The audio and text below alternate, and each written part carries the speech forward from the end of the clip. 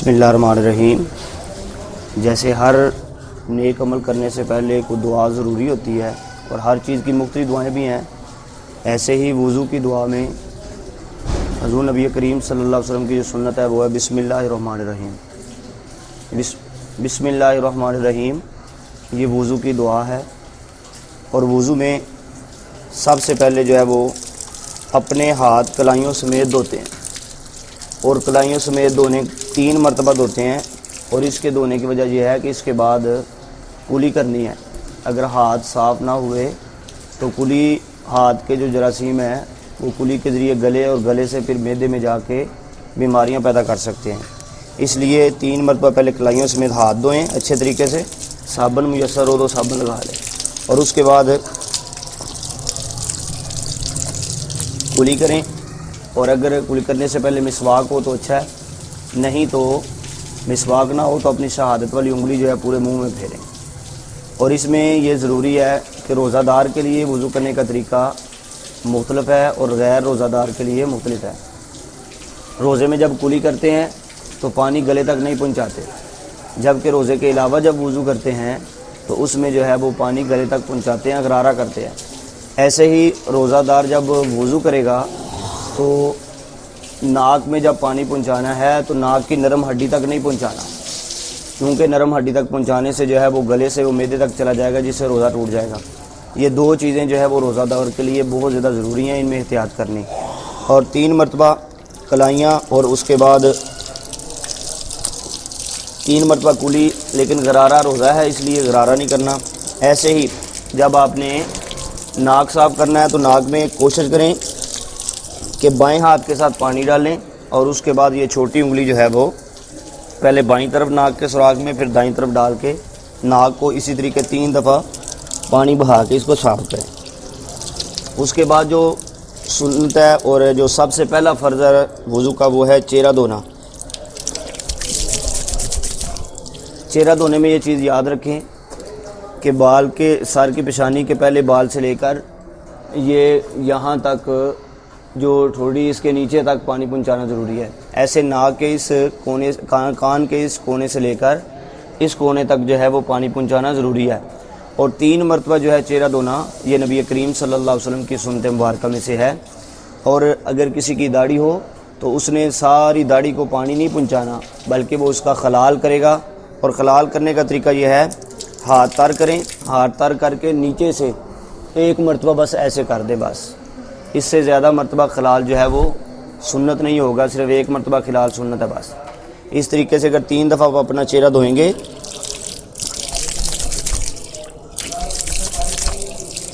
یاد رکھیں جس بھی عضو کو آپ نے دھونا ہے، دھونے کے ساتھ ساتھ آپ نے اس کو جو ہے وہ اس طریقے سے ذوب سے لگانا، ہاتھ بھی پھیرنا ہے، تاکہ کوئی بھی کسی بھی جسم کا جو وضو میں دھونا ضروری ہے اس کا کوئی حصہ، بال کا آخری حصہ بھی خشک نہ رہے۔ اگر وضو میں کسی بھی بال کا جو وضو میں دھونا ضروری ہے اگر خشک رہ گیا تو آپ کا وضو نہیں ہوگا، اور اگر آپ کا وضو نہ ہوا تو آپ کا قرآن پڑھنا، نماز پڑھنا، یہ ساری چیزیں جو ہیں آپ کے لیے نقصان دہ ہو جائیں گی۔ اس طریقے سے 3 دفعہ جب آپ چہرہ دھو لیں گے، اس کے بعد دایاں بازو سب سے پہلے آپ نے دھونا ہے۔ اور دایاں بازو دھونے میں یہ چیز یاد رکھیں کہ یہ کلائیوں سمیت دھونا چاہیے آپ کو، اور اس میں بھی آپ جو ہے وہ دھو کر اچھے طریقے سے ہاتھ پھیریں، تاکہ جو ہے اس کا بھی کوئی حصہ بال کا جو ہے وہ خشک نہ رہے، اور اس کو بھی 3 مرتبہ دھوئیں۔ ایسے ہی بائیں کو بھی دھونے کے بعد اوپر جو ہے وہ ہاتھ اچھے طریقے سے لگانا ہے، دبانا ہے، تاکہ جو ہے نا وہ کوئی بال کا حصہ خشک نہ رہے۔ اس کے بعد تیسرا، وضو میں صرف جو ہے نا وہ سر کا جو مسح ہے یہ فرض ہے، اس سر کو دھونا نہیں ہوتا بلکہ اس کا مسح کرنا ہوتا ہے۔ اور مسح کرنے کا حنفیوں کے نزدیک طریقہ یہ ہے کہ ان 3 انگلیوں کو جوڑ لیا جائے، ایسے جوڑنے کے بعد یہ 3 انگلیاں پیچھے نیچے گردن تک لے کے جائیں، اور جو یہ بچ جاتی ہے ہتھیلی اس کو ادھر سے لے کے آنا ہے، ایسے یہ انگلی بچ جائے گی، اس کو کان کے اندر پھیر دینا ہے، جیسے کان بنا ہوا ہے بالکل ایسے اس کے اندر سارا، اور یہ انگوٹھا جو ہے انگوٹھا کو کان کی بیک سائڈ پہ پھیر دینا، اور یہ ہاتھ کا بیک سائڈ والا یہ حصہ رہ جائے گا، اس کو اپنی گردن پہ پھیر دینا ہے، یہ گردن کا مسح ہے۔ نبی کریم صلی اللہ علیہ وسلم فرماتے ہیں جو وضو میں گردن کا مسح کرتا ہے اس کی گردن جہنم سے آزاد ہے، اس لیے گردن کے مسح میں بھی سستی نہیں کرنی چاہیے تاکہ جہنم سے آزادی مل جائے۔ اس کے بعد جو آخری فرض رہ جاتا ہے وہ ہے پاؤں کو دھونا۔ پاؤں کو دھونے میں پہلے آپ نے دایاں پاؤں دھونا ہے اور یہ بھی 3 مرتبہ دھونا ہے، اور یہ یاد رکھیں پاؤں دھونے میں 2 چیزوں کی احتیاط بہت ضروری ہوتی ہے۔ ایک یہ کہ یہ جو پیچھے والا حصہ ہے اس کا ضروری اہتمام کریں، کیونکہ یہ تھوڑا سا نیچے ہوتا ہے، اس لیے اس کو آپ احتیاط سے توجہ سے دھوئیں گے تو یہ دھلے گا۔ اور دوسرا یہ کہ جو انگلیاں نا ان کے اندر بھی آپ نے خلال کرنا ہے، اور خلال کرنے کا طریقہ یہ ہے بائیں ہاتھ کی یہ چھوٹی انگلی ہے، اس کو یہاں سے شروع کرنا ہے اور ایسے اسی ترتیب سے جو ہے وہ پاؤں کو 3 مرتبہ دھو لینا آپ نے۔ ایسے ہی جب آپ بائیں کو دھوئیں گے تو یہاں سے سٹارٹ کرنا ہے، دائیں کو آپ نے چھوٹی انگلی سے سٹارٹ کیا ہے اور اس کو آپ جو ہے وہ بائیں کو یہاں سے انگوٹھے سے سٹارٹ کریں گے اسی ترتیب کے ساتھ۔ تو اس میں بھی جیسے پہلے اس میں بتایا ہے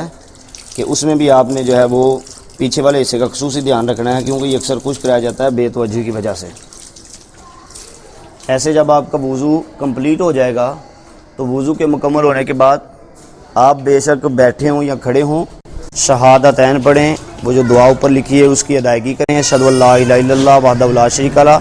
واشہد ان محمدا عبدہ ورسولہ، کیونکہ نبی کریم صلی اللہ علیہ وسلم کا فرمان علی شان ہے جو شخص وضو کے بعد شہادتین پڑھتا ہے اللہ تعالیٰ اس پہ اتنا راضی ہوتا ہے کہ اس کے لیے جنت کے 8 دروازے کھول دیے جاتے ہیں، جس دروازے سے وہ چاہے گا وہ داخل ہو جائے گا۔ تو ایسے ہی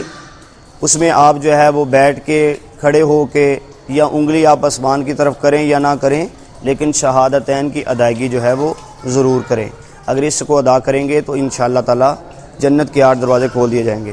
روزے میں کچھ احتیاطی تدابیر ہیں وہ اس میں وضو میں وہ ضروری یاد رکھیں۔ ایک تو میں نے دوران وضو بتائی ہے کہ آپ نے گلے تک پانی نہیں پہنچانا، ناک کی نرم ہڈی تک پانی نہیں پہنچانا، یہ وضو اور روزے میں دونوں میں چلیں۔ اور دوسرا جو ہے نا وہ کوشش کریں کہ پانی کم سے کم ضائع کریں، اور تیسری بات کوشش کریں دوران وضو آپ کسی قسم کی گفتگو نہ کریں، کیونکہ گفتگو دراصل شیطان کی طرف سے وضو کے اندر ہوتی ہے، جس سے وضو میں توجہ کم ہو جاتی ہے، اور وضو میں توجہ کم ہونے کی وجہ سے بندے کا جو ہے وہ وضو کی طرف توجہ نہیں ہوتی جب، تو اس میں کوئی نہ کوئی مسٹیک ہو جاتی ہے، غلطی ہو جاتی ہے، اور وضو میں غلطی جو ہے وہ نماز کے ضائع کر سکتی ہے۔ اس لیے کوشش کریں کہ شیطان کے وسوسے میں آنے کے بجائے توجہ سے وضو کریں۔ اور آخری بات یہ ہے کہ جب آپ 3 مرتبہ اپنے اعضاء کو، پورے جسم کے اعضاء کو سوائے سر کے مسے کے باقی سب کو آپ نے 3 مرتبہ کرنا ہے، اور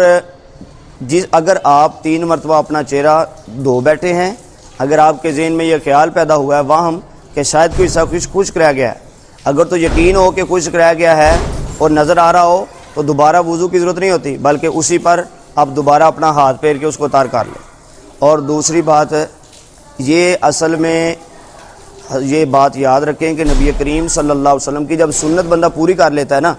کہ 3 مرتبہ اس نے اپنے اعضاء کو دھو لیا ہے، اس کے بعد اس کے ذہن میں جو مرضی وسوسہ آئے اس کو اس کی طرف نہیں دیکھنا چاہیے، کیونکہ وہ شیطانی وسوسہ ہے۔ شیطان چاہتا ہے کہ نماز میں، کیونکہ بندہ جب 3 مرتبہ سے زیادہ دھوتا ہے نا تو پھر وہ خلاف سنت ہو جاتا ہے، اس لیے اچھے طریقے سے جب آپ 3 مرتبہ دھو لیں تو پھر آپ یقین رکھیں کہ میرا وضو کمپلیٹ ہو چکا ہے، کیونکہ اس سے زیادہ دھونے میں شیطان کا جو ہے مدد ہوگی اور اسے وضو کا ثواب جو ہے وہ کم ہو جائے گا۔ وما علیہ الا البلاغ۔